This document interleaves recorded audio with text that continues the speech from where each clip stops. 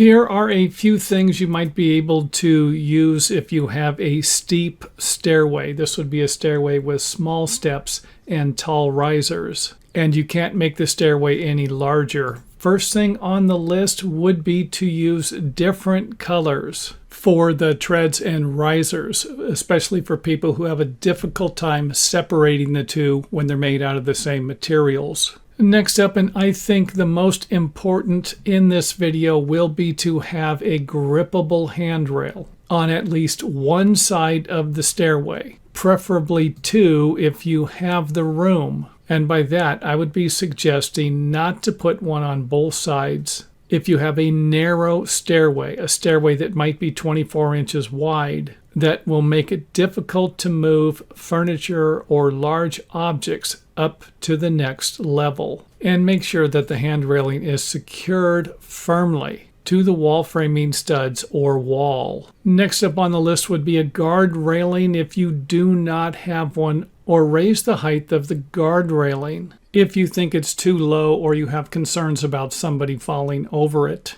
And I do have videos at our website for stair building codes, and you can get to them by hitting the design tab at the top and then clicking on the building codes link. Next up on the list, some type of a anti-skid or anti-slip resistant material if you're dealing with smooth stair steps. And this would probably be second on my list. Hand railing first, this second, because it usually doesn't cost much and is easy to install. Next up on the list, if you're interested in doing a little remodeling, would be to remove the existing treads or somehow attach a nosing to them. And if you are going to add a nosing to the existing treads, make sure that it's going to be strong enough, because the last thing you want to do will be to add a nosing and then have somebody step on it and then break it off and fall down the stairway, defeating the purpose of adding the nosing. And the last two on the list will be to add lighting to a stairway that might not have enough light. And the last one will be to keep the stairway clear of objects and clean. And you would be surprised how many accidents happen because someone was trying to step over something or actually slipped on an object that was located on the stairway. I think I'm going to refer to this video as a public service announcement because it's a question I keep getting over and over again. And that is, can you build stairs in tight spaces with extremely tall risers and shallow treads? And can they be like 24 inches wide? This is actually a question I received just recently. The individual wanted to build a set of stairs that had a 10-inch riser height, 8-inch tread, and it was 24 inches wide. And yes, you can do whatever you want. You can put a ladder there if you want to. The only problem is that your local building department might not like it. You are going to have certain building codes that you need to follow. Now, with that said, and you need to check with your local building department to find those building codes or watch some more of our videos. But this video here, I just want to focus on some of the problems you might run into if you do build a set of stairs like this in a tight space.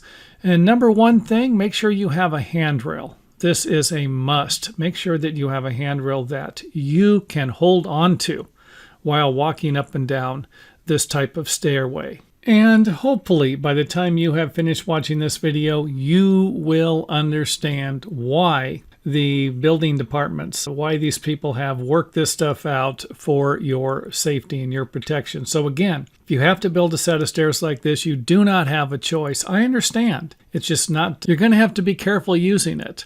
You know, you have to understand the local building department isn't going to approve it, or I should say most of the time. And the reason is just because of safety. You fall down one of these sets of stairs once, and you're going to think, why did I build it like that? You know, why didn't I listen to that guy that made that video?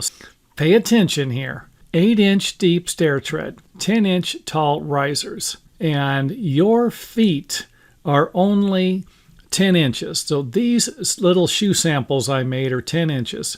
2 inches of the shoe is going to be sticking off if you butt the shoe up against the riser every single step you make. If you keep your shoe about an inch away from the riser, now you are going to only have 7 inches.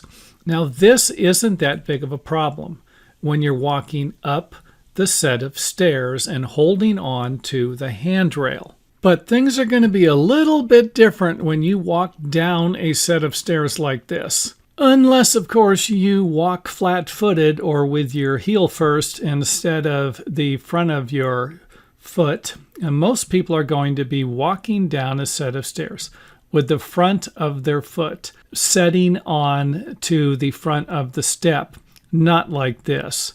You know, you're not going to back your heel up against the riser every single time. And I'm saying this, I'm pointing this out for a reason. Just like I pointed out the handrail. You know, you are going to be, when you're walking up the set of stairs, you're going to want to be propelled forward. If you fall, you're only going to fall a couple of feet because you're going to fall face first into the stairs and you're leaning forward.